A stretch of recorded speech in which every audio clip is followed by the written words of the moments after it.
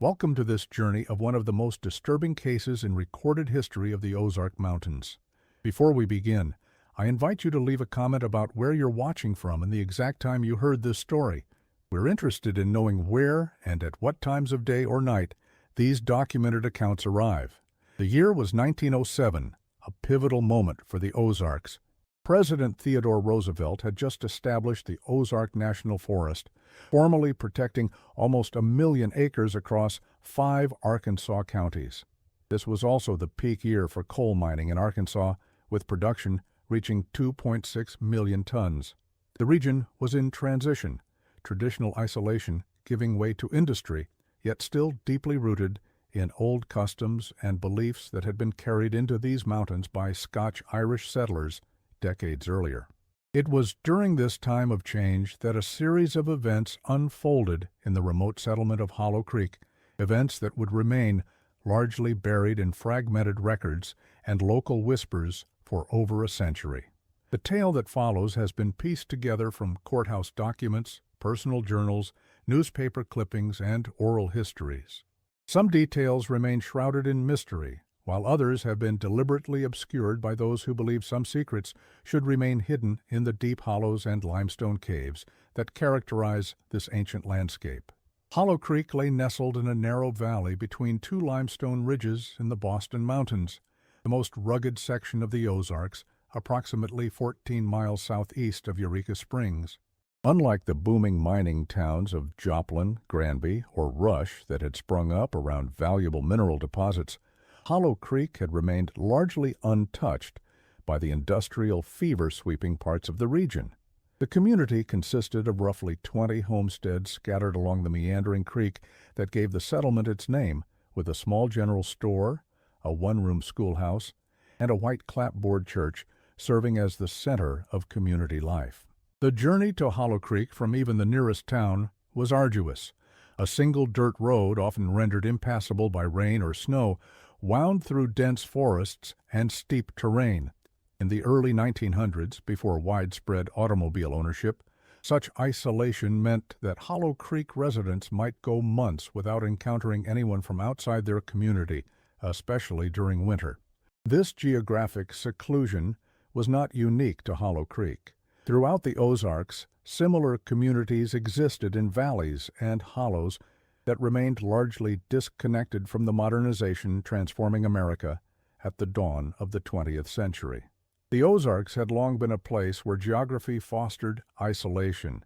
Deep valleys, dense forests, and rugged terrain created natural barriers that preserved old ways of life and speech patterns. Linguists noted that the dialect spoken in places like Hollow Creek contained words and phrases dating back to Elizabethan times, a living museum of the English language preserved by mountain isolation. Visitors from outside often commented on the archaic expressions and pronunciations they encountered, such as afeard for afraid, holp for help, and hit for it. These linguistic preservations were just the surface manifestation of deeper cultural continuities.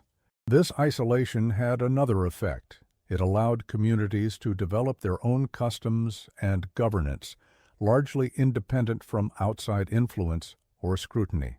Local issues were handled locally, often through unwritten codes of conduct passed down through generations.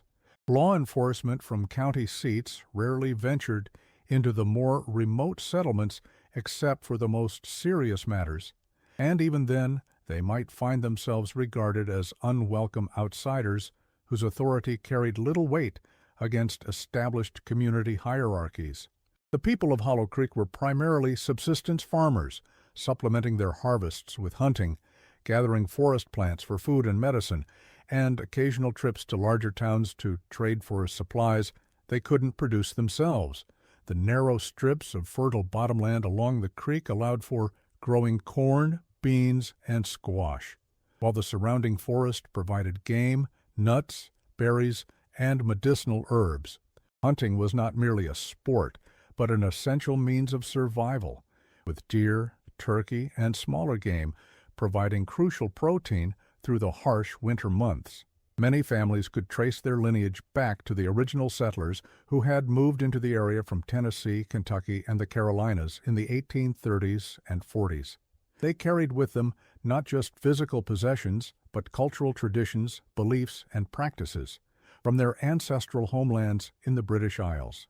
These traditions included music, the ballads and fiddle tunes that would later be recognized as part of America's folk heritage, as well as craft skills, agricultural practices, and less documented spiritual and ritual traditions that blended Christianity with older beliefs.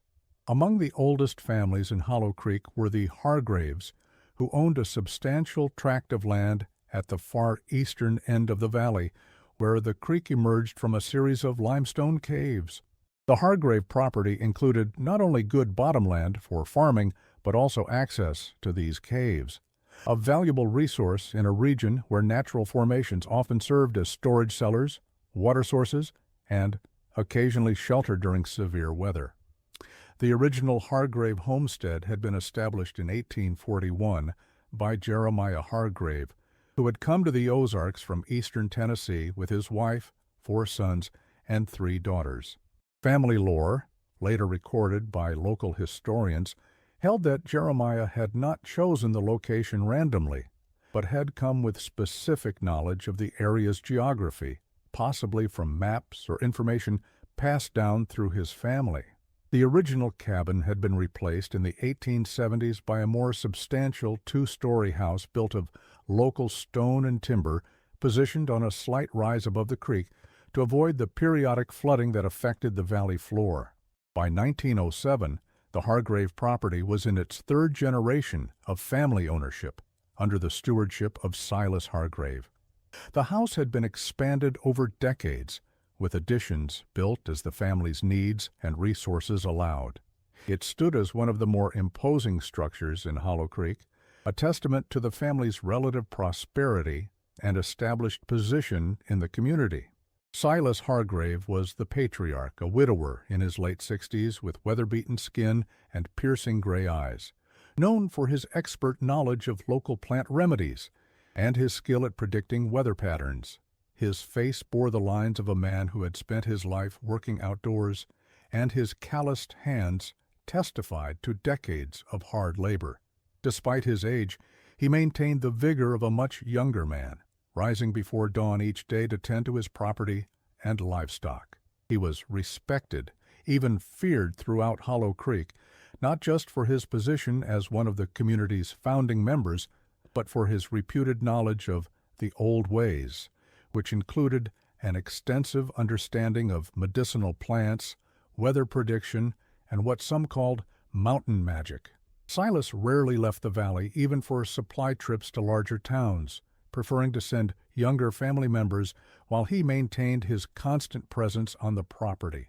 When he did venture out, it was said, the purpose was never merely practical, but involved mysterious errands that he discussed with no one. He attended church irregularly, sitting at the back and leaving immediately after the service ended, avoiding the social gatherings that were an important part of community life. Despite this relative reclusiveness, his opinion on community matters carried substantial weight, often delivered through his son rather than directly.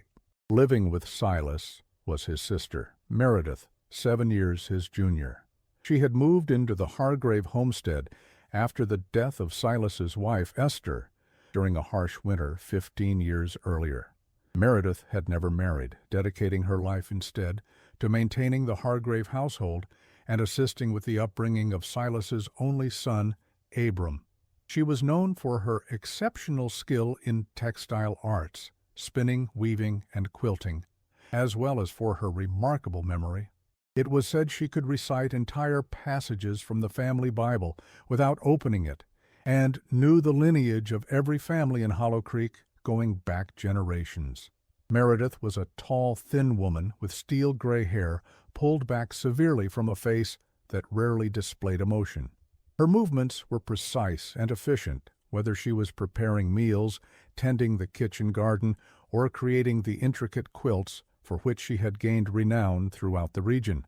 She spoke little, especially around strangers, but when she did, Her words carried the weight of careful consideration.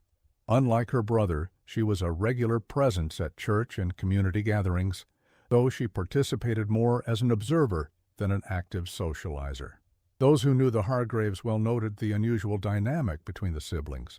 Despite being younger, Meredith often appeared to direct Silas in household matters through subtle gestures or brief comments that he invariably heeded. At the same time, in matters involving the wider community or family business, she deferred completely to his judgment.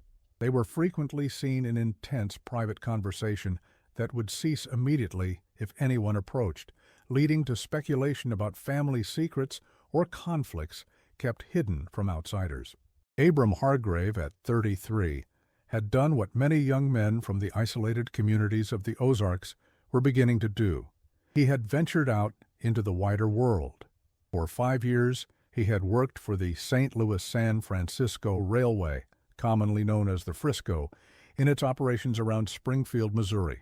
His work had exposed him to the rapid industrialization transforming parts of America to new ideas and ways of living that were still foreign to Hollow Creek. In late 1905, however, he had returned home, supposedly at his father's summons regarding matters of family business and inheritance.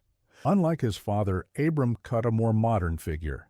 Of medium height but strong build, he had the physical capability expected of a mountain man, combined with the more polished appearance acquired during his time in the city.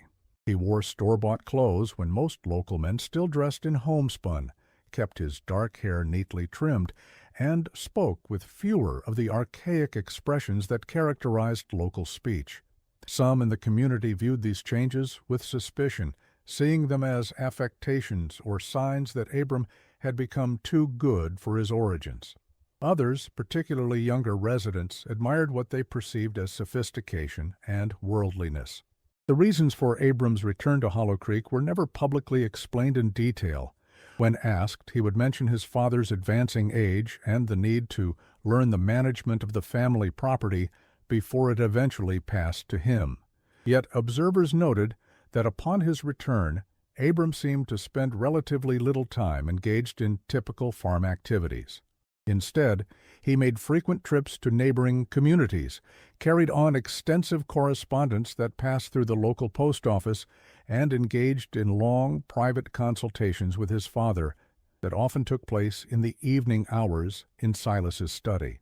What surprised the community was not Abram's return. Many who left the mountains eventually felt the pull to come back, but what, or rather who, he brought with him: a wife from outside.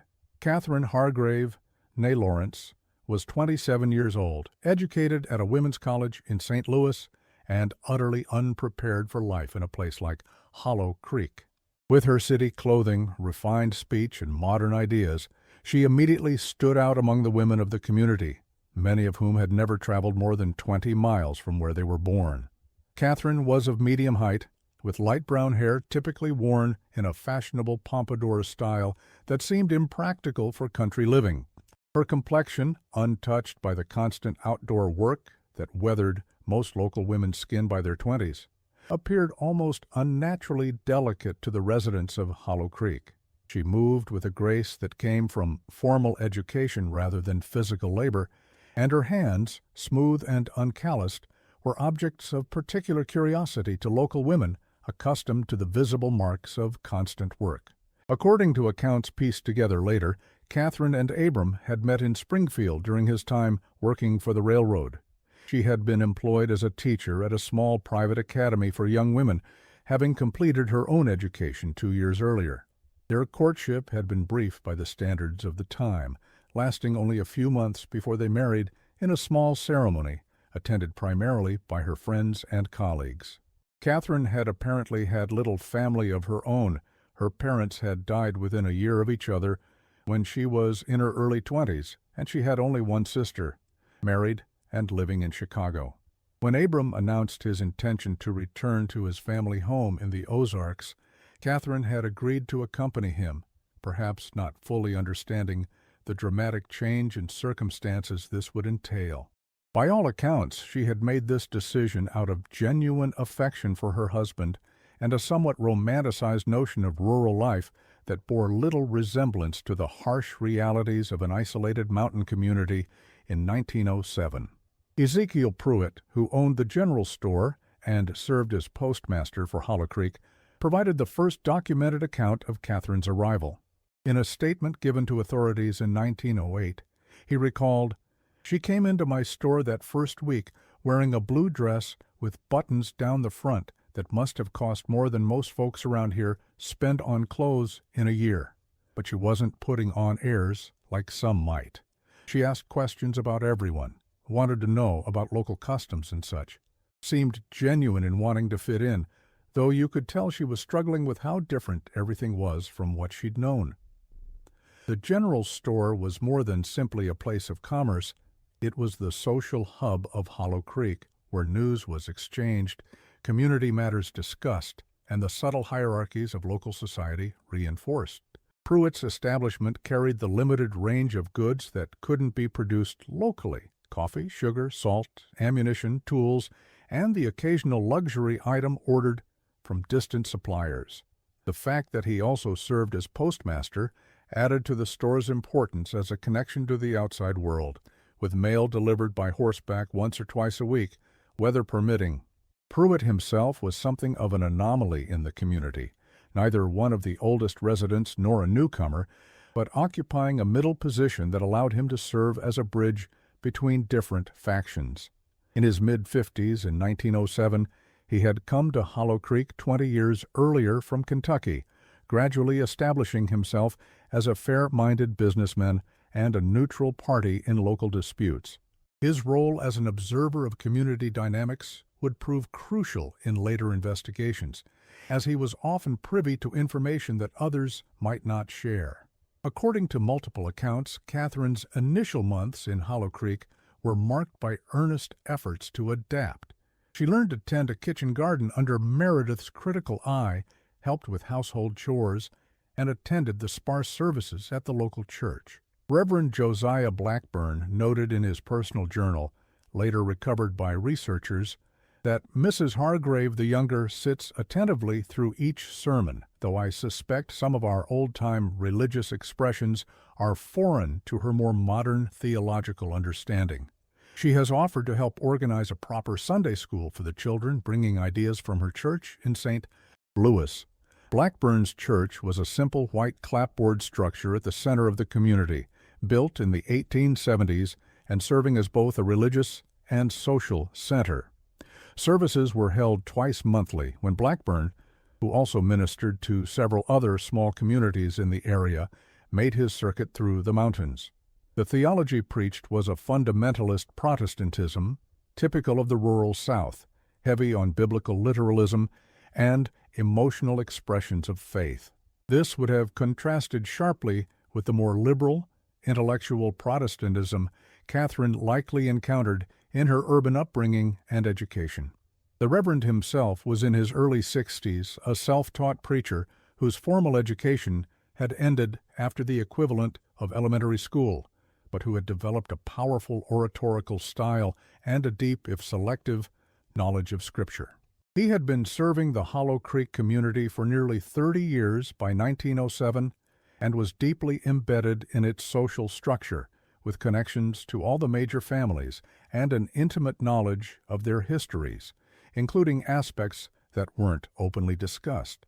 What these surface observations missed were the undercurrents already forming beneath the apparent acceptance. Catherine's journal, which would later become a crucial piece of evidence, began to record subtle tensions almost immediately upon her arrival. The earliest entries described her initial impressions of the Hargrave homestead, the surrounding landscape, and her attempts to adjust to a way of life fundamentally different from anything she had known before. September 28, 1906. We arrived at the Hargrave home today after a journey I can only describe as arduous. The final miles were along a road that barely deserves the name, winding through forests that seem to close in around you with each passing mile. The house itself is larger than I expected, built of stone and timber, with additions that speak to generations of occupation. It sits on a rise near where the creek emerges from the hillside, with good land for farming below and dense forest above.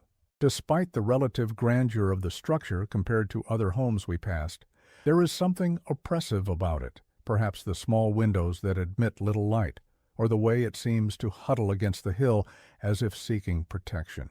Silas, Abram's father, greeted us with a formality that bordered on coldness.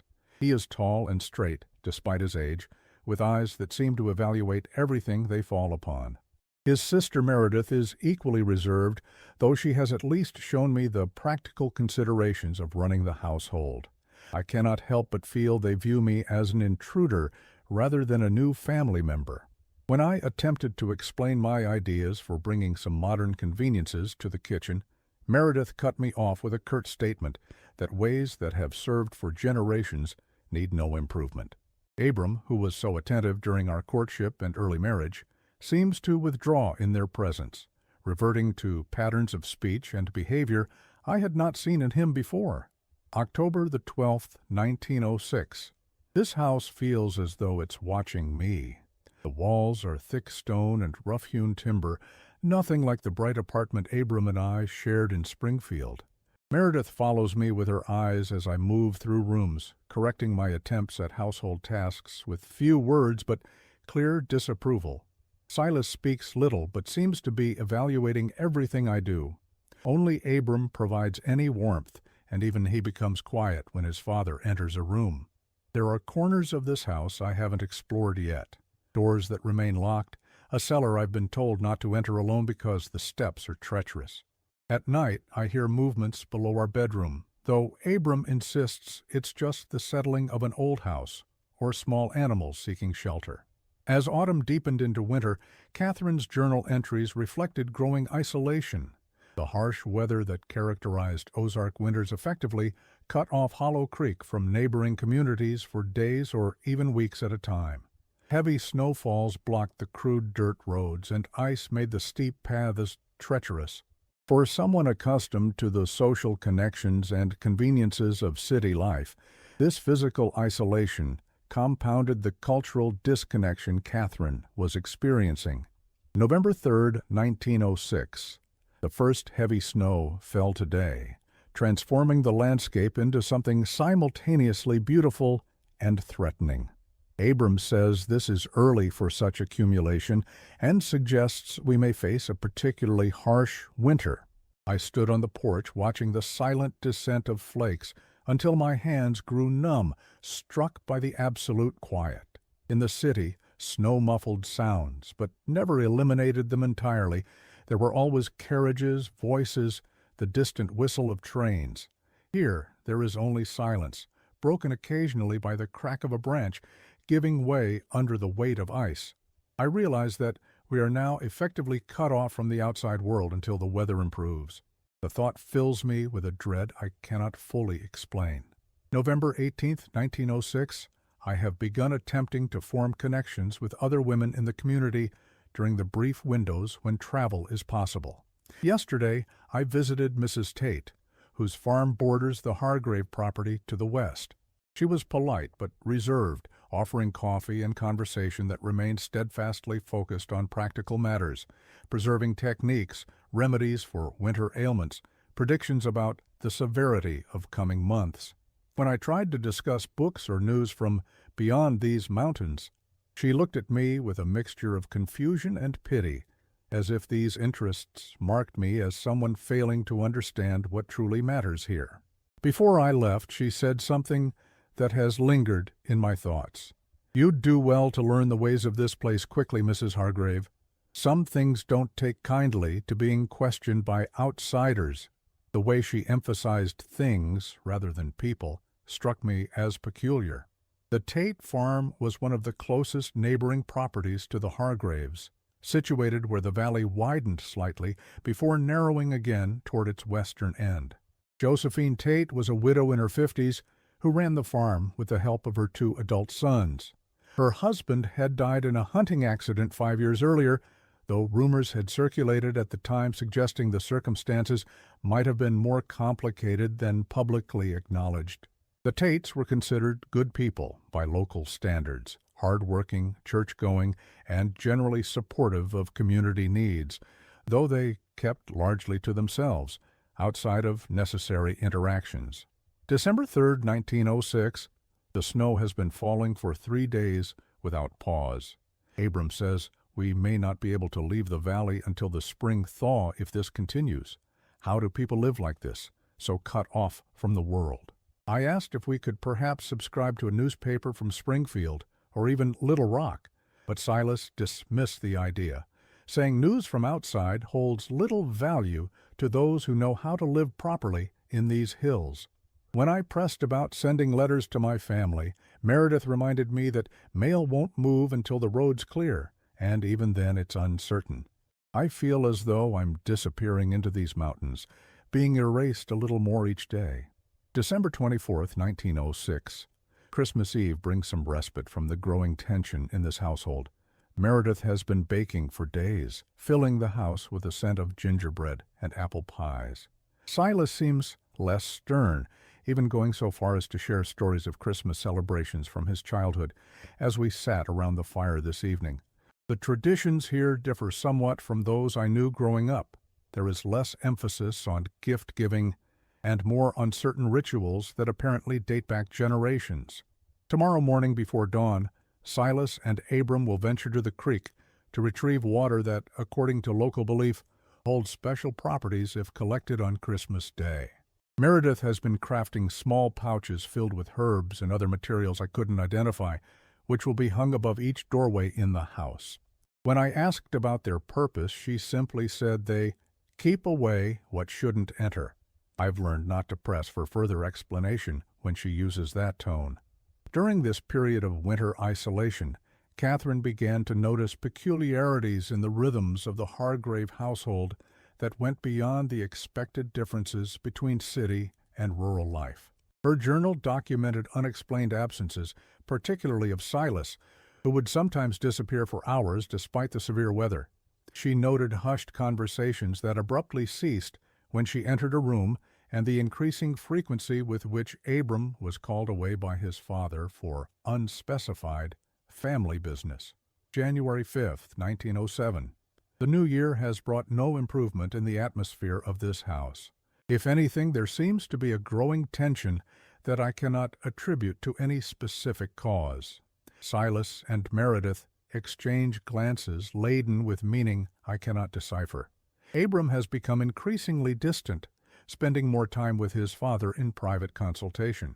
When I ask what they discuss with such urgency, he provides vague answers about property boundaries and livestock concerns, matters that surely don't require such secrecy. Last night I woke to find his side of the bed empty.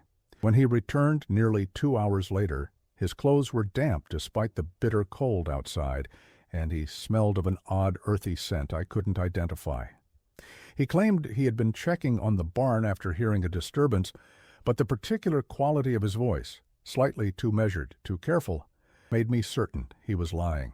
January 15, 1907. Something is happening in this house that no one will explain to me. 3 times this week, Silas has gone out after dark, bundled against the cold, carrying what looked like tools wrapped in oilcloth. When I asked Abram where his father goes on such bitter nights, he muttered something about checking on livestock in the upper pastures, but we both know the livestock was moved to the sheltered barn weeks ago. Last night I heard Meredith and Silas arguing in his study, the only time I've heard her raise her voice to him. She said something about the timing being wrong and too many eyes on us now. When I asked Abram about it this morning, he became uncharacteristically sharp with me, saying some family matters weren't for outsiders to understand. Outsiders. After 5 months of marriage, I'm still an outsider in his eyes. It was around this time that Catherine first became aware of the cellar, or more accurately, what lay beyond it. The Hargrave home, like many substantial houses in the Ozarks, was built partially into the hillside, with a stone cellar that served for food storage. Access was through a heavy wooden door off the kitchen, leading to steep stone steps that descended into a cool, dark space where preserved food, root vegetables, and barrels of apples were kept through the winter. Under normal circumstances, Catherine would have had little reason to spend time there beyond retrieving items for meals, as Meredith generally managed the organization and inventory of stored foods. January 22, 1907. I have begun exploring the house more thoroughly during the hours when Silas and Abram are occupied elsewhere, and Meredith is engaged with her weaving. The older sections of the structure are a maze of additions and modifications made over decades, with narrow hallways that seem to lead in unexpected directions and small rooms tucked into odd corners. Today I ventured into the cellar alone, despite Meredith's previous warnings about the dangerous steps. I took a lamp and descended carefully, curious about the layout of the space I had only glimpsed briefly before. The main chamber is larger than I expected, extending back into the hillside with rough stone walls and a packed earth floor. Shelves line the walls, holding the expected jars of preserved fruits and vegetables, dried herbs hanging from the rafters, and bins of potatoes and other root crops nestled in sand to prevent rotting. What caught my attention, however, was a section at the very back where the shelving appeared different, newer wood, less weathered, and constructed in a way that didn't quite match the craftsmanship evident elsewhere in the house. When I examined it more closely, I noticed slight inconsistencies in the mortar of the stone wall behind, as if it had been disturbed and repaired at some point. I was about to investigate further when I heard Meredith calling for me from the kitchen above. I hurried back up, not wanting her to discover my unauthorized exploration, but I intend to return when I can ensure a longer period unobserved. January 28, 1907. I found it today. The hidden door at the back of the root cellar concealed behind shelving that looked permanently fixed but swings away if pushed at the right angle. Beyond is a rough-hewn tunnel extending into darkness. I only had a candle with me and dared not venture far, but the air flowing from that passage was strangely warm and carried an odd mineral scent. When I asked Meredith about it later, trying to sound casual, her face went pale. She said those were just old storage chambers dug by Silas's father, unsafe now due to the risk of collapse. She made me promise not to go down there alone, but if there are just unsafe storage rooms, why hide the entrance? And why did I hear voices echoing from that direction last night, when the entire household was supposedly asleep? The discovery of the hidden passage marked a turning point in Catherine's experience at the Hargrave homestead. Her journal entries shifted from documenting her struggles to adapt to rural life, to increasingly focused observations about the behavior of the Hargraves and her growing suspicions about activities conducted out of her sight. She began keeping track of patterns: when Silas and Abram would disappear, which nights she heard movements in the cellar, how Meredith's behavior changed in relation to phases of the moon and other natural cycles.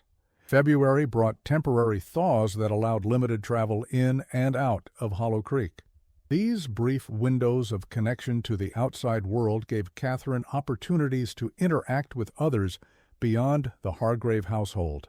According to later testimonies, it was during this period that some in the community began to notice changes in her demeanor, a growing tension, watchfulness, and what Josephine Tate described as a haunted look about her eyes. Catherine used these opportunities to begin asking subtle questions about the Hargraves, about local history, and particularly about the caves and tunnels that honeycomb the limestone foundations of the Ozarks. Her journal indicates she was piecing together fragmentary information, trying to make sense of what she was experiencing in the isolated homestead. February 10, 1907. Spoke with old Mr. Whitaker at the general store today. When I mentioned the extensive cellars at the Hargrave place, he got a strange look in his eyes. Said the hills around Hollow Creek are full of more holes than Swiss cheese, but some go deeper than others. When I pressed him, he looked around to see if anyone was listening, then told me the original Hargraves who settled here didn't choose that location by accident. They came with specific knowledge, he said, with maps and such from the old country. He wouldn't elaborate, but mentioned that during the war between the states, Confederate guerrillas used the cave systems to hide from Union forces, and that Silas's father was known to guide them through passages that no one else could navigate. As I was leaving, he gripped my arm and said something that chilled me. "Some families in these hills keep more than livestock and preserves in their cellars, Mrs. Hargrave. Some keep secrets older than this nation." Samuel Whitaker was one of the oldest residents of Hollow Creek, a man in his 80s who spent most days sitting on a bench outside Pruitt's store, observing the comings and goings of the community. He was known for his extensive knowledge of local history, much of it passed down through oral tradition rather than written records. His family had been among the earliest settlers in the region, arriving even before the Hargraves, and there had always been a complex relationship between the two lineages, not quite hostile, but marked by a wariness that suggested old conflicts never fully resolved. February 15, 1907, Reverend Blackburn came to call today, ostensibly to discuss my offer to organize Sunday school materials, but clearly curious about my adjustment to life here. When Meredith stepped out to fetch refreshments, he leaned forward and spoke quickly, asking if I had noticed anything unusual about the household. Before I could respond, he continued, saying that the Hargraves have always been set apart from others in the community, keepers of traditions that predate the settlement of these mountains.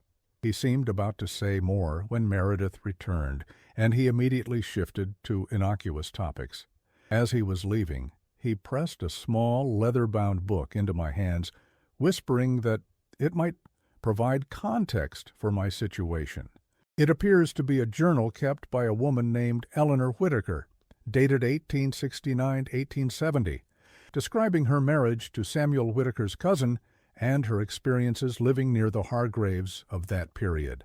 I've hidden it beneath the mattress and will read it when I can be sure of privacy.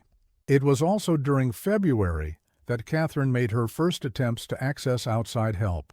The recently established rural postal routes meant that letters could occasionally be sent even from remote communities like Hollow Creek. Records from the Eureka Springs post office confirmed that 3 letters addressed to Catherine's sister in St. Louis were processed that month. However, no responses were ever recorded as delivered to Hollow Creek, raising questions about whether Catherine's outgoing mail was actually reaching its destination. February 17, 1907. I've finished reading Eleanor Whitaker's journal, and my hands are still shaking. Much of it chronicles the ordinary hardships of mountain life during the difficult years following the war, but interspersed are observations about the Hargraves that echo my own experiences with uncanny similarity. She describes Jeremiah Hargrave, Silas's father, and his brother conducting nighttime activities in the caves, regular gatherings that coincided with equinoxes and solstices, and the disappearance of at least 2 travelers who had sought shelter at the Hargrave home during winter storms.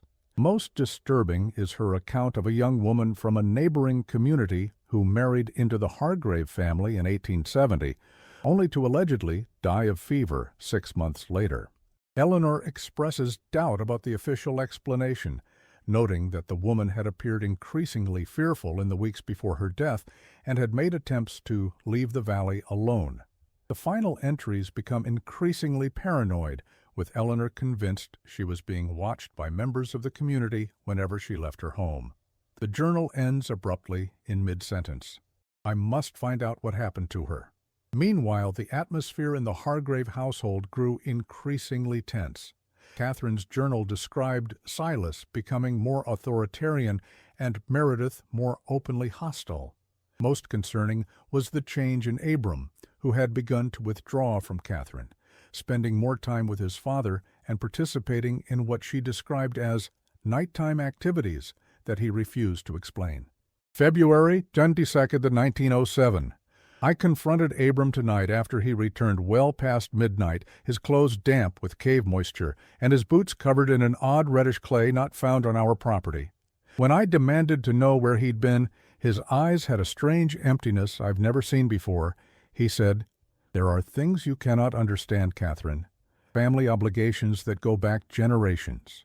Father says you might be ready to learn soon, but first, you must prove your loyalty. When I asked what that meant, he just shook his head and said, "The equinox is coming. Decisions will be made then." I'm truly frightened now, not of the isolation or the strangeness of this place, but of my own husband, of what he might be involved in. The spring equinox, occurring around March 20th, 21, has significant importance in many cultural traditions, marking the point of equal day and night as the season transitions from winter to spring. In agricultural communities, it often signaled the beginning of planting season and was celebrated with various rituals meant to ensure fertility and abundance in the coming growing season. In older European traditions, particularly those with pre-Christian roots, the spring equinox carried deeper significance related to concepts of balance, renewal, and the cyclical nature of existence. As February gave way to March, Catherine's journal entries became more frantic and disjointed. She described finding strange symbols carved into door frames throughout the house, symbols that Meredith hastily explained away as traditional mountain luck signs, but which Catherine, with her education, recognized as having origins in much older European traditions. She wrote of hearing chanting from the cellar late at night, of finding peculiar artifacts hidden throughout the house, small bundles of herbs tied with human hair, animal bones arranged in geometric patterns beneath the floorboards of her room, tiny sealed clay jars containing substances she couldn't identify. March 1st, 1907. I ventured into the cellar passage today while the family was occupied with butchering the winter hog. With better light and more time, I was able to explore further than before. The tunnel extends perhaps 50 yards into the hillside before opening into a larger chamber that appears to be partly natural and partly excavated. The walls bear markings, some seem to be practical notations about direction or distance, while others are clearly symbolic in nature, spirals and concentric circles and angular patterns that remind me of runes I once saw in a book about ancient European writing systems. Most striking was a large flat stone at the center of the chamber, positioned like an altar, and stained with dark substances I did not examine closely. Around this stone were arranged 7 smaller stones in a precise pattern that I sketched as accurately as I could. The chamber had multiple exits leading deeper into the earth, but I dared not continue alone. I returned to the house to find Meredith watching me from the kitchen window, her expression unreadable, but her posture rigid, with what I interpreted as anger. She asked no questions about where I had been, but at dinner announced that the cellar door would now be kept locked to prevent spoilage from warm air circulation. Most disturbing was her discovery in early March of a collection of newspaper clippings hidden in a compartment of Silas's desk. According to her journal, these clippings dated back decades and all shared a common theme. They documented disappearances, primarily of travelers or newcomers to various communities throughout the Ozarks. The dates of these disappearances, she noted with growing horror, followed a pattern clustering around spring and autumn equinoxes, with the largest number falling every 19 years. And 1907, by her calculation, marked the 19th year since the last major cluster. March 4th, 1907. I waited until Silas left for the far pasture today, then searched his study, a liberty I would never have considered weeks ago but now feel is justified by my growing fear. Behind the loose brick I discovered last week, I found a metal box containing newspaper clippings, some yellowed with age, the oldest dating to 1850. They document disappearances across the Ozarks, travelers who vanished without trace, newcomers to communities who were present one day and gone the next. In most cases, explanations were offered: swept away by floodwaters, lost in the forests, returned to their original homes without notice. But the pattern is unmistakable once you see it. The disappearances cluster around March and September, with particularly high numbers every 19 years, 1850, 1869, 1888, and now 1907. I also found correspondence between Silas and others across the region, written in a code I cannot fully decipher, but containing repeated references to the vessel, the reconciliation, and the worthy sacrifice. I returned everything exactly as I found it, but my hands were shaking so badly I feared I would drop something and reveal my intrusion. March 6, 1907. It can no longer be denied. What I've stumbled upon in this isolated house goes beyond family eccentricity or rural superstition. The clippings, the symbols, the hidden chambers, the nocturnal gatherings, they point to something organized, something ancient, something terrifying. And I believe I'm meant to play a role in whatever is planned for the coming equinox. Abram is lost to me now. His eyes look through me rather than at me. Yesterday, I overheard Silas tell him that the outsider bride will serve her purpose soon enough. I am making plans to flee, though I don't know how far I'll get in this wilderness. If anyone finds this journal, please alert the authorities in Eureka Springs or Springfield. Look beneath the Hargrave house in the chambers beyond the root cellar. What they're hiding there must be brought to light. According to statements later collected by investigators, Catherine was seen speaking urgently with Reverend Josiah Blackburn after Sunday services on March 10, 1907. The Reverend's wife, Esther, overheard portions of their conversation in which Catherine apparently begged for assistance in contacting authorities outside Hollow Creek. She reportedly told the Reverend she had discovered evidence of terrible crimes connected to the Hargraves and others in the region. Esther Blackburn's testimony, given a year later during the brief investigation, described Catherine as in a state of extreme agitation, her eyes constantly moving as if watching for someone approaching, her voice barely above a whisper even though no one was near enough to overhear them. According to Esther, Catherine had clutched the Reverend's arm with such intensity that her knuckles turned white, saying repeatedly, "They are not what they seem, none of them, and I am running out of time." Reverend Blackburn, according to his wife's account, counseled caution and patience, suggesting that outsiders often misinterpreted mountain customs. He promised to speak with Silas directly about Catherine's concerns, but advised her not to take any rash actions in the meantime. Esther noted that as Catherine turned to leave, the Reverend placed his hand on her shoulder and said something she couldn't hear, to which Catherine responded with a look of profound disappointment before walking away quickly. Catherine's final journal entry, dated March 10, 1907, reads, "I cannot wait for help that may never come. Reverend Blackburn's loyalties clearly lie with the old families, not with an outsider like me. Tonight, when the household sleeps, I will take what supplies I can carry and attempt to reach Eureka Springs on foot.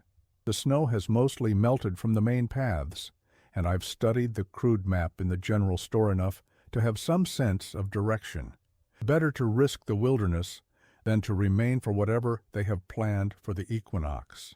If I don't survive the journey, perhaps this journal will eventually reach someone who can investigate what happens in the caves beneath the Hargrave house, what has been happening for generations in the secret places of these mountains. What happened next is a matter of conflicting records and testimonies. According to Abram Hargrave's statement to local authorities, given on March 11th, his wife had received word of her mother's serious illness and had left immediately for a St. Louis, taking advantage of the improved weather conditions. He claimed to have transported her to the railway station in Eureka Springs himself, though no station records confirmed this, and no ticket purchase was ever documented. When questioned about the apparent inconsistency, Catherine's parents had both been described as deceased in previous conversations, Abram explained that it was actually her stepmother who had raised her after her biological mother's death. This detail had never been mentioned before, and no records were found to confirm the existence of this stepmother or her supposed illness. The inhabitants of Hollow Creek largely accepted Abram's explanation without question.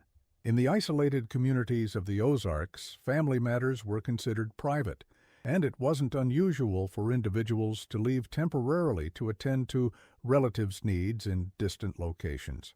The few who might have harbored doubts kept them to themselves, adhering to the unwritten code that discouraged excessive interest in others' affairs. For the next 2 weeks, life in Hollow Creek appeared to continue without incident. The Hargraves went about their usual routines, Silas tending to early spring planting preparations, Meredith managing household matters, and Abram making his regular trips to neighboring communities on unspecified business. If anyone noticed increased activity at the Hargrave property, particularly at night, they didn't comment on it publicly. Then came the event that thrust the isolated community briefly into wider attention: the fire at the Hargrave homestead. In the early morning hours of March 26, 1907, just a few days after the spring equinox, flames were spotted rising from the direction of the Hargrave property. Martin Fletcher, whose farm lay across the valley with a clear view of the Hargrave house, was the first to notice the fire while checking on a pregnant cow in his barn. By the time he had alerted neighbors and they had traversed the 1.5 miles to the Hargrave property, the main house was fully engulfed. Despite efforts to control the blaze using bucket chains from the nearby creek, the structure was largely destroyed, leaving only stone foundations and chimneys standing. Initial reports indicated that all 3 remaining Hargraves, Silas, Meredith, and Abram, had perished in the fire, presumably overcome by smoke while sleeping. Fletcher's testimony, recorded in the county sheriff's brief report, described the scene upon arrival. That fire burned hotter than any I've seen in 40 years of mountain living. The flames were an unusual color too, not just the normal orange and yellow, but with streaks of blue and green that some said must have come from household chemicals or preserving salts. By the time we got there, the roof had already collapsed, and the interior walls were giving way. There was no chance of rescue, though we tried to approach from every direction. The heat pushed us back like a living thing defending itself.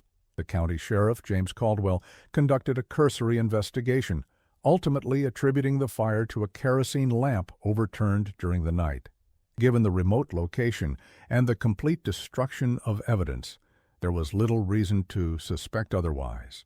In his official report, he noted that 3 sets of human remains were recovered from the ruins, in locations consistent with the bedrooms where they would presumably have been sleeping. The remains were too badly damaged for detailed examination, but their presence was deemed sufficient confirmation of the deaths of all 3 Hargraves. The matter was considered closed, another tragic footnote in the harsh realities of rural life, where fires were a common hazard and often proved fatal due to the lack of organized firefighting resources. The remains were buried in the small cemetery behind the Hollow Creek Church, with Reverend Blackburn presiding over a service attended by most of the community.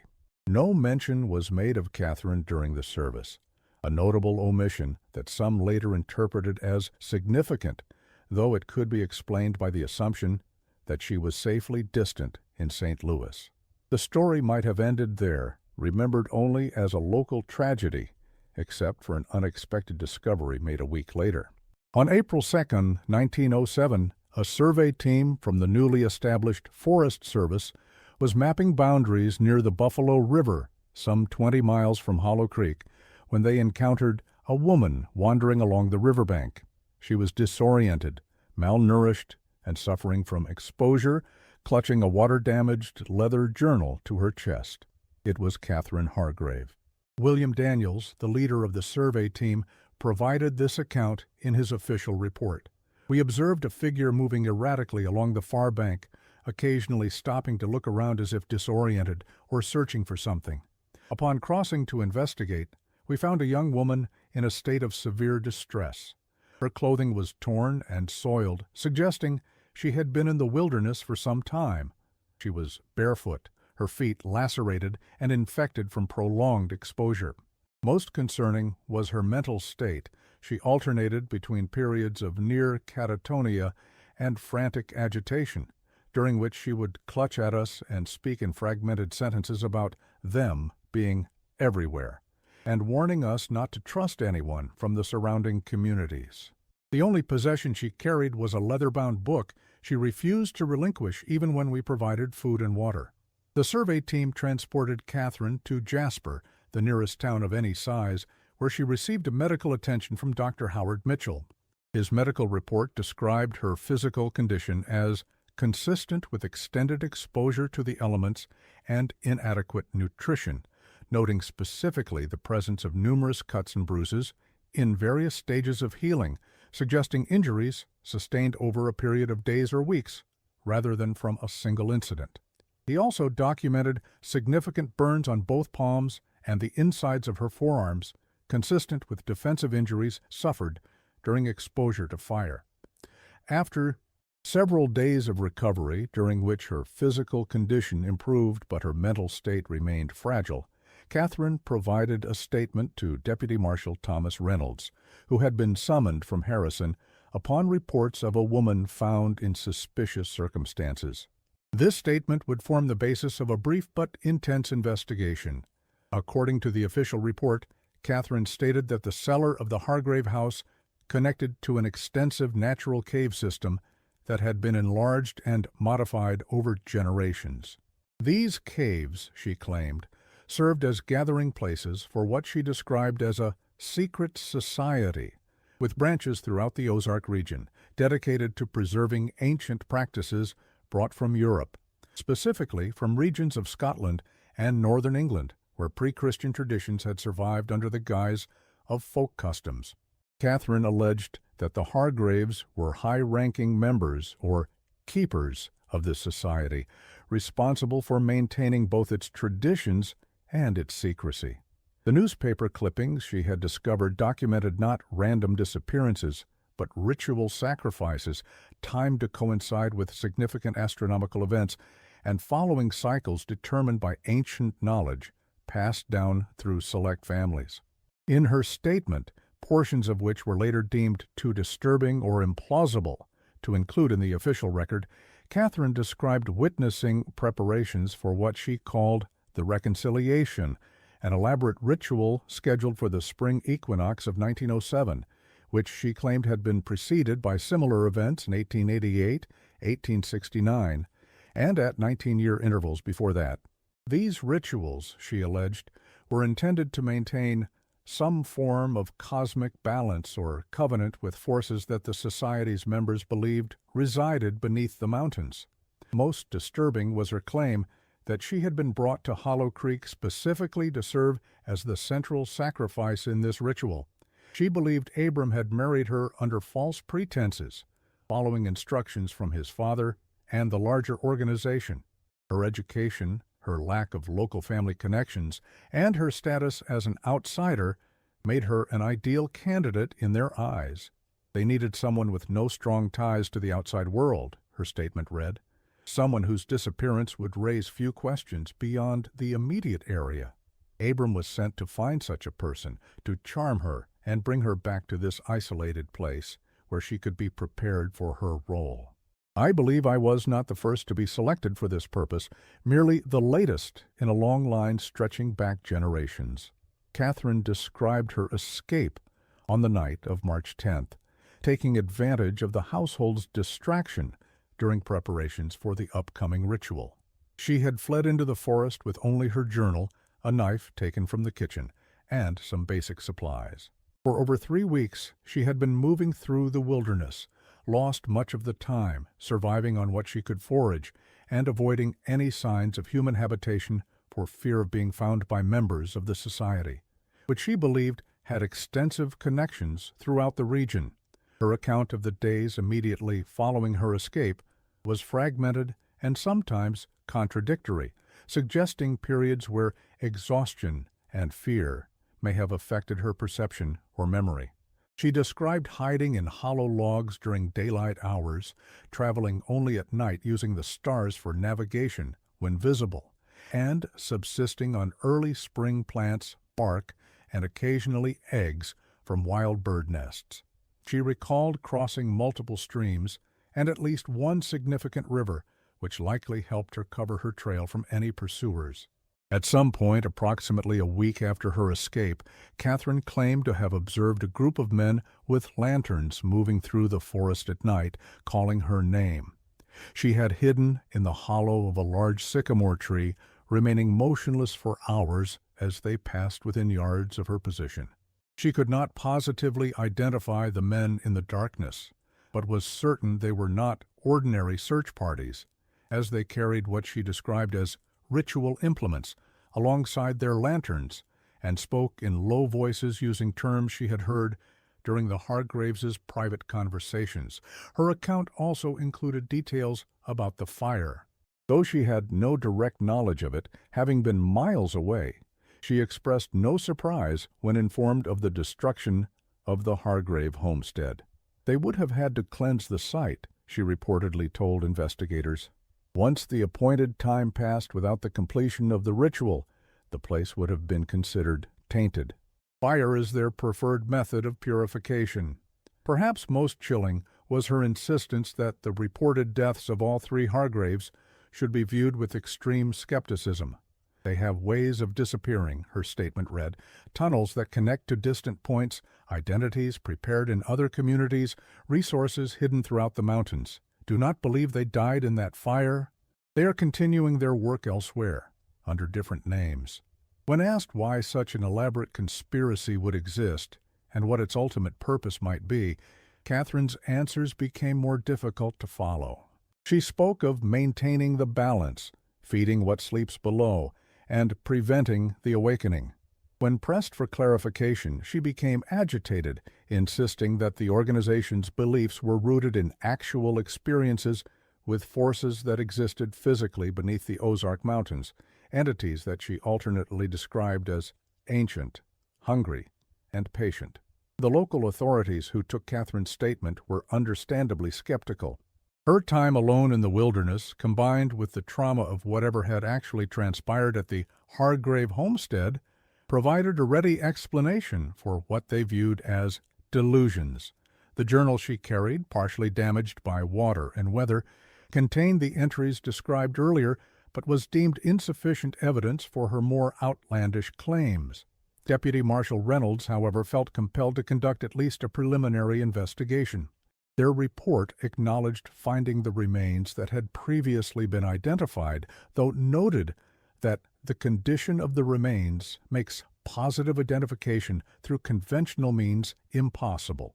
They searched for any entrance to a cave system, but reported that no such access was visible among the ruins, and the surrounding landscape shows no obvious openings that would suggest the presence of extensive underground chambers. The investigation did yield one curious detail, not included in the initial fire report. Beneath the collapsed floor of what had been Silas's study, they discovered a small metal box that had partially survived the fire, its contents protected by its construction, and the fact that it had fallen into a pocket of relative coolness against the stone foundation. Accompanied by Sheriff Caldwell and 2 deputies, he visited the ruins of the Hargrave property approximately 2 weeks after the fire.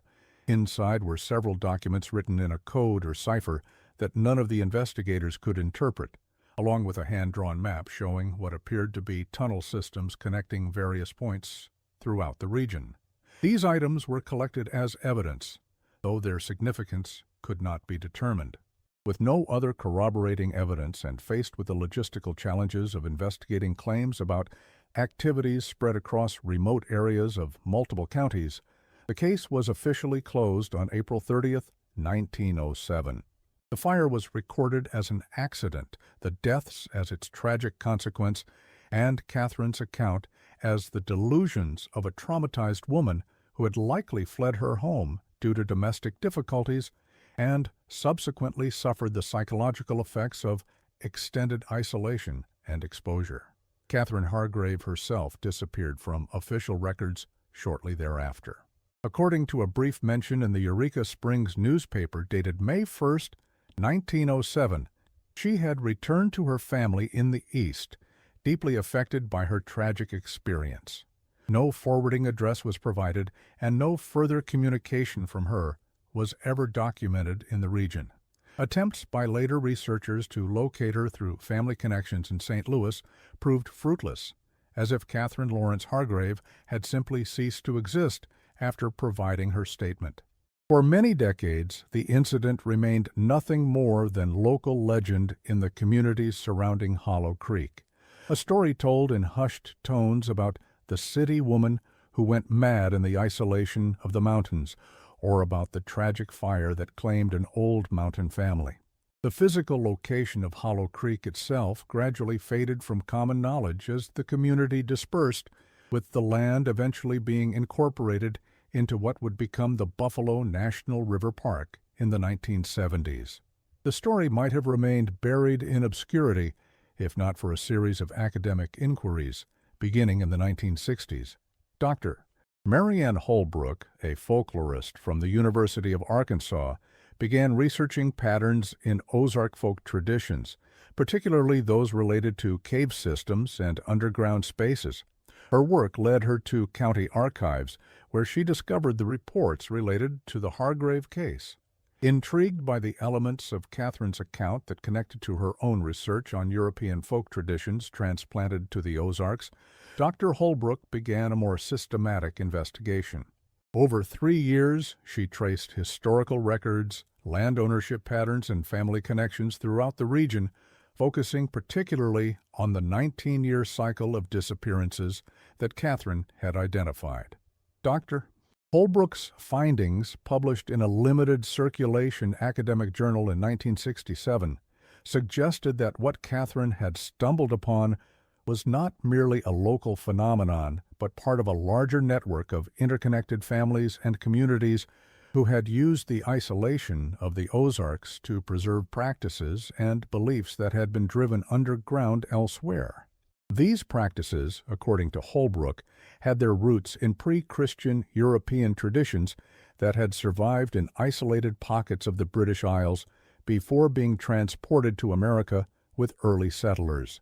Particularly significant was Holbrook's discovery of land ownership records showing that certain families, including the Hargraves, had deliberately established homesteads near cave entrances throughout the Ozark region. These locations often corresponded to areas with unusual geological or astronomical alignments. Holbrook also documented a pattern of strategic marriages between these families, creating a network of relationships that spanned counties and even state lines. Most compelling was her analysis of disappearance records from throughout the region, which showed statistical clustering around spring and autumn equinoxes, with pronounced spikes every 19 years, a cycle that corresponds to the metonic cycle in astronomy, which has been used in calendar systems since ancient times to reconcile solar and lunar timekeeping. Dr. Holbrook's research drew connections between the symbols Catherine had described finding in the Hargrave house and similar markings documented in cave systems throughout the Ozarks. Some of these markings had been attributed to Native American tribes, others to early European settlers, and still others dismissed as natural formations or modern graffiti.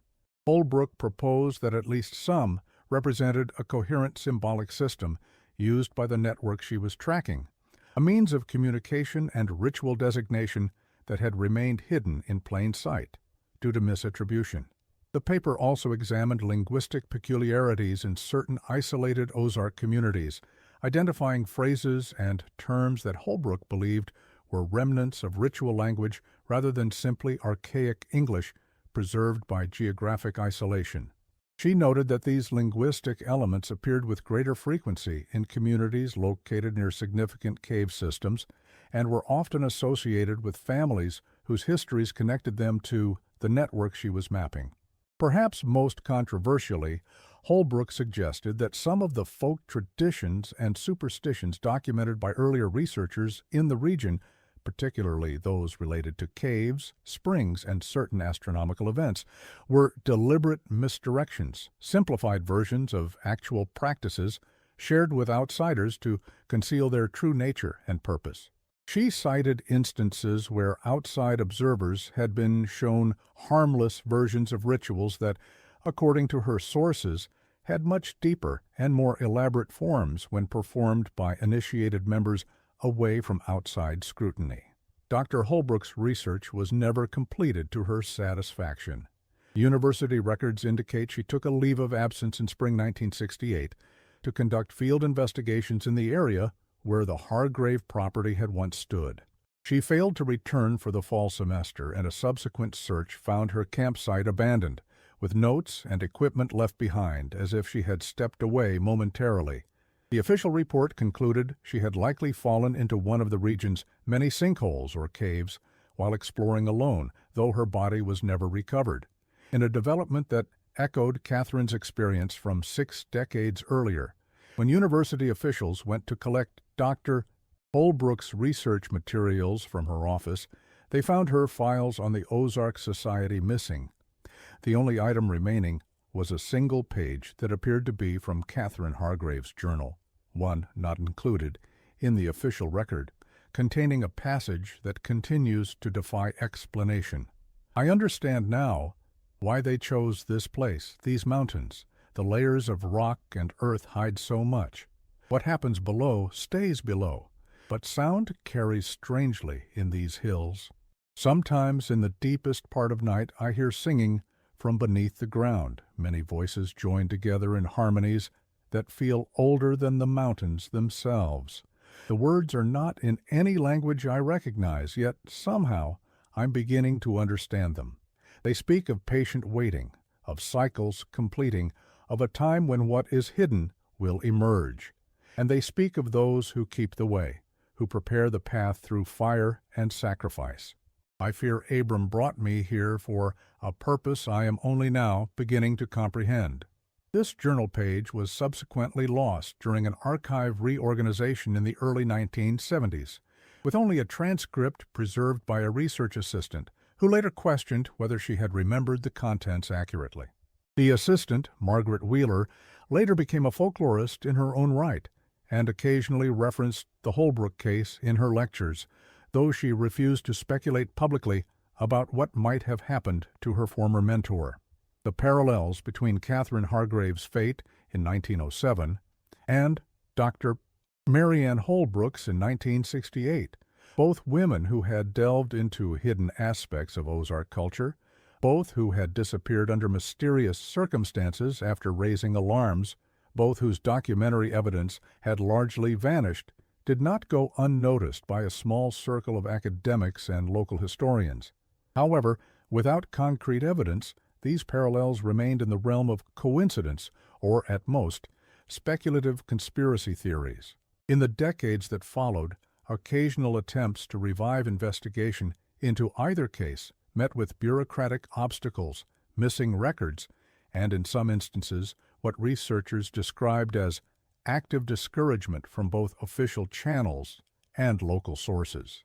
Several journalists who attempted to write about the connections between the cases reported experiencing everything from difficulty accessing public records to unexplained equipment failures to anonymous threats.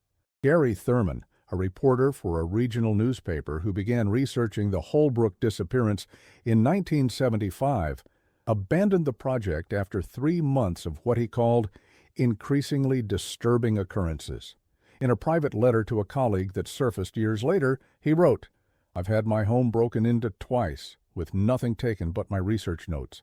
I've received phone calls in the middle of the night with no one speaking but the sound of what might be singing or chanting in the background. Most tellingly, I've had 3 separate appointments with county officials canceled at the last minute, each time with the person I was scheduled to meet claiming no knowledge of ever agreeing to see me.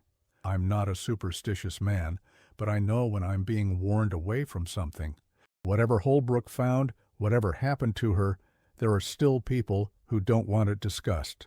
The most recent significant development came in 2012, when a geological survey using ground-penetrating radar identified an extensive cave system in the area where the Hargrave property had once stood. The survey, conducted as part of a water table mapping project, revealed not only natural limestone formations, but what appeared to be modified chambers and tunnels extending deep into the hillside. Dr. Julian Merriweather, the geologist who led the survey, described the findings in his report. The data reveals an unusually complex network of caverns beneath this area, with multiple levels extending to depths of at least 300 feet. While most appear to be natural formations typical of karst topography, several sections show evidence of artificial modification, straight segments, where natural caves would typically follow more organic contours, and chambers with remarkably level floors that suggest deliberate excavation. Most intriguing are what appear to be constructed connections between naturally occurring cave systems that would otherwise remain separate. These connections create a continuous network spanning several miles beneath the surface, with multiple access points that would allow entry and exit at widely separated locations on the landscape. Permission to explore this system was requested by a team of spelunkers and archaeologists interested in potential historical artifacts. Their application was denied by the Park Service, citing safety concerns and the need to preserve natural formations. When pressed through Freedom of Information Act requests, internal communications revealed additional concerns about sensitive cultural sites and potential tribal significance, though no specific Native American nation was identified as having claimed the site. Dr. Meriwether, when interviewed for a local newspaper article about the denied exploration request, expressed frustration at what he characterized as excessive caution bordering on active obstruction. He noted that similar cave systems throughout the Ozarks had been studied and even opened for tourist visits without comparable resistance. There's something about this particular network that generates unusual levels of institutional nervousness, he was quoted as saying. I've worked on similar projects across the country, and I've never encountered this degree of bureaucratic resistance to basic scientific investigation. Within 6 months of making these comments, Dr. Meriwether had accepted a position at a university in California and was no longer involved in Ozark geological research. When contacted by subsequent investigators interested in his findings, he declined to discuss the matter further, citing professional obligations and confidentiality agreements. A tangential but perhaps relevant development occurred in 2018, when renovation work at the Eureka Springs Courthouse uncovered a sealed wall safe containing documents dating back to the early 1900s. Among these was a handwritten letter from Sheriff James Caldwell, dated April 15, 1907, addressed to the State Attorney General but apparently never sent. The letter referenced the Hargrave case and expressed deep concern about influences being brought to bear on this investigation from quarters that should have no such power. The sheriff wrote of prominent men from as far away as Springfield and Little Rock making unexpected visits to discuss the matter, and of his deputies being approached with significant financial incentives to lose or modify certain pieces of evidence. Most tellingly, Sheriff Caldwell wrote, "I fear I have stumbled upon something that extends far beyond a simple house fire or the ravings of a disturbed woman. There are connections here to families whose names appear on courthouse cornerstones and university buildings throughout this state. I am not a superstitious man, but what I have learned in these past weeks has shaken my understanding of what powers truly govern these mountains." The letter concluded with a statement that he intended to pursue the investigation privately, documenting his findings in a separate manuscript to be held by his attorney. No such manuscript has ever been located, and county records show that Sheriff Caldwell resigned his position unexpectedly in June 1907, moving to Colorado for health reasons. He died 3 months later of what was reported as pneumonia. Accompanying the sheriff's letter were several documents that appeared to be partial transcriptions of interviews conducted during the investigation, including conversations with individuals not mentioned in the official report. One of these was with Samuel Whitaker, the elderly man Catherine had referenced in her journal.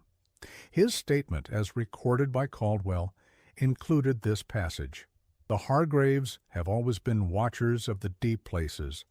Old Jeremiah came here with specific purpose, bearing knowledge from across the ocean about what lies beneath these hills. These mountains aren't just rock and earth, Sheriff. They're alive in ways most folk don't comprehend.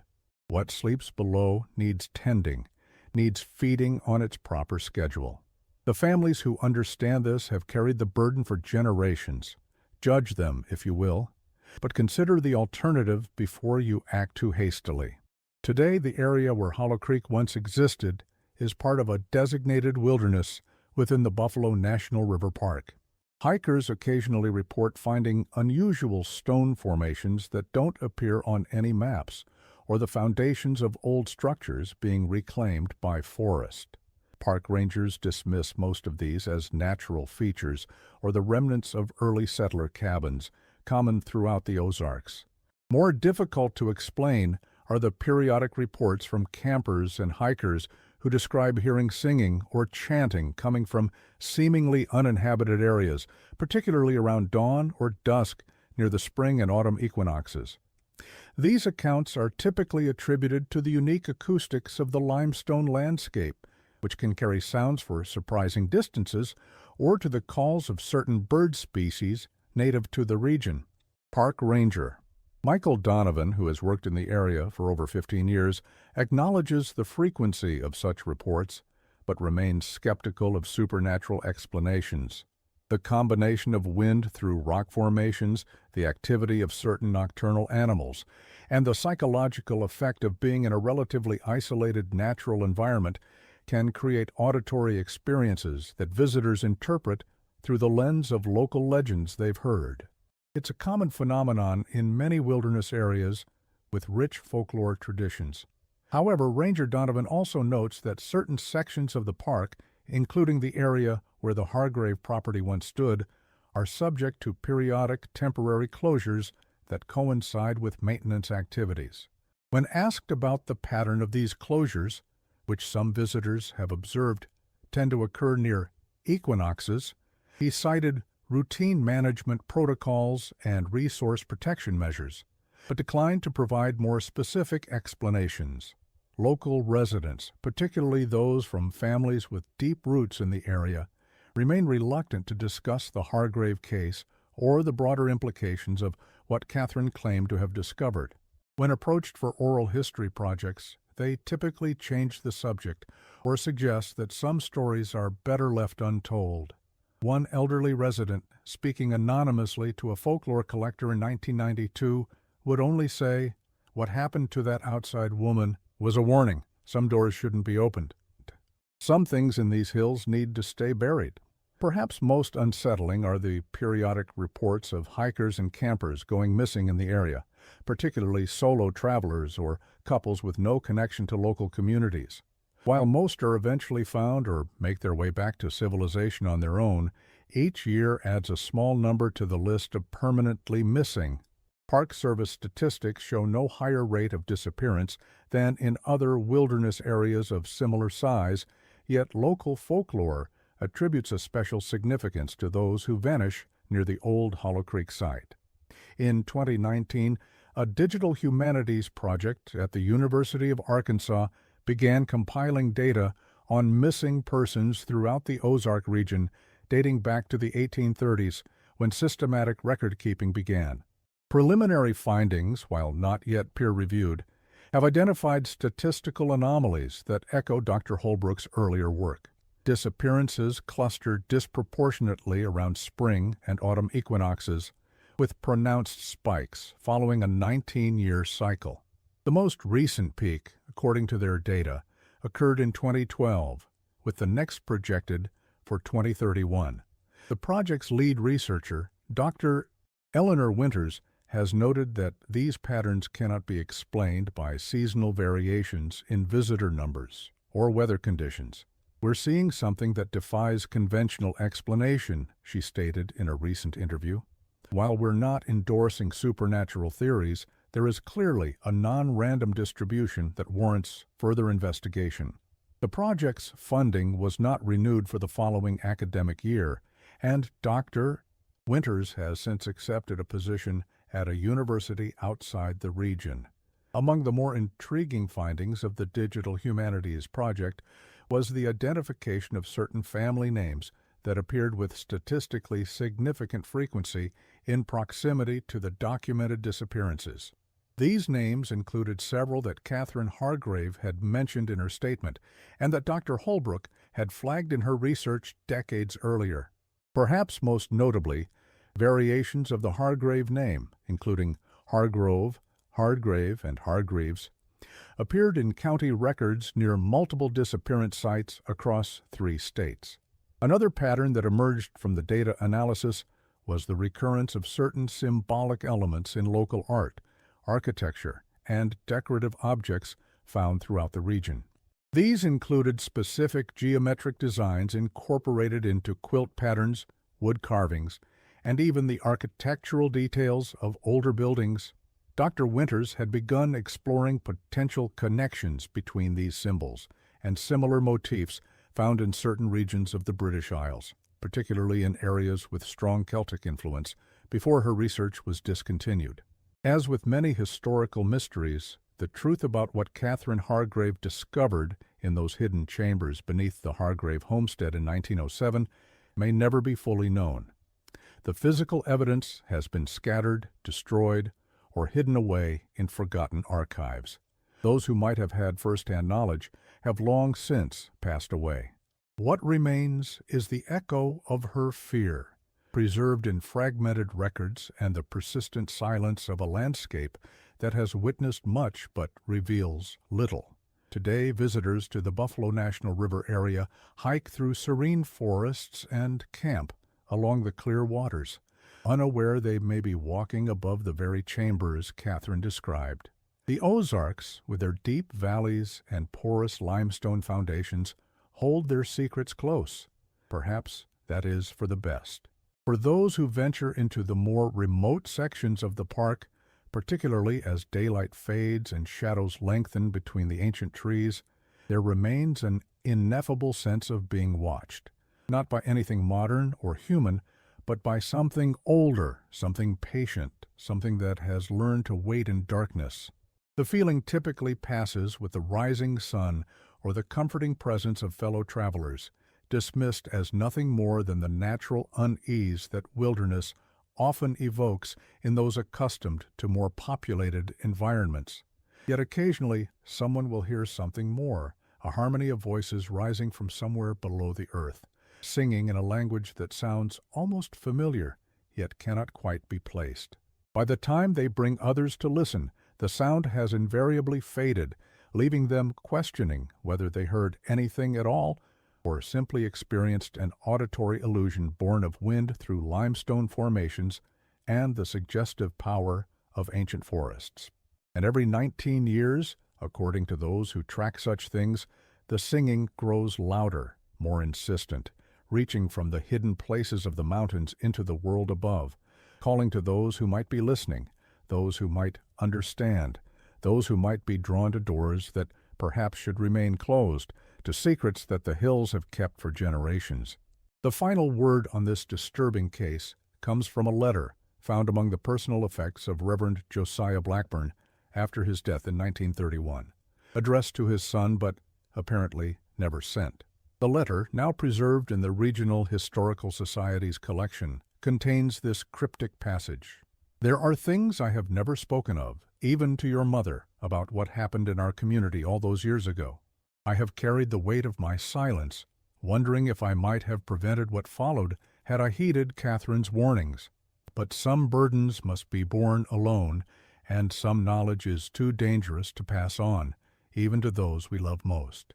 All I will say is this: when they tell you the old ways died out, that the ancient practices were forgotten, do not believe them. They merely went deeper underground, where patient hands still tend the flames. And in these mountains, spring always returns, bringing with it the cycle of renewal. And with renewal, the hunger awakens once more." The case of Catherine Hargrave and whatever she discovered beneath the Hargrave homestead in 1907 remains one of the most disturbing unsolved mysteries of the Ozarks. It reminds us that the most terrifying truths may not be buried in unmarked graves or hidden in remote caves, but in the silent complicity of those who choose not to see, not to speak, not to remember, those who understand that some doors, once opened, can never truly be closed again. As you drive through the scenic byways of the Ozarks today, admiring the mist-shrouded valleys and ancient forests, consider what might lie beneath the peaceful surface. Consider the weight of generations of silence, the power of secrets kept for over a century, and ask yourself, in the deepest hollows, when night falls and the modern world seems far away, do you hear only the natural sounds of the mountains, or something more, something older, rising from below?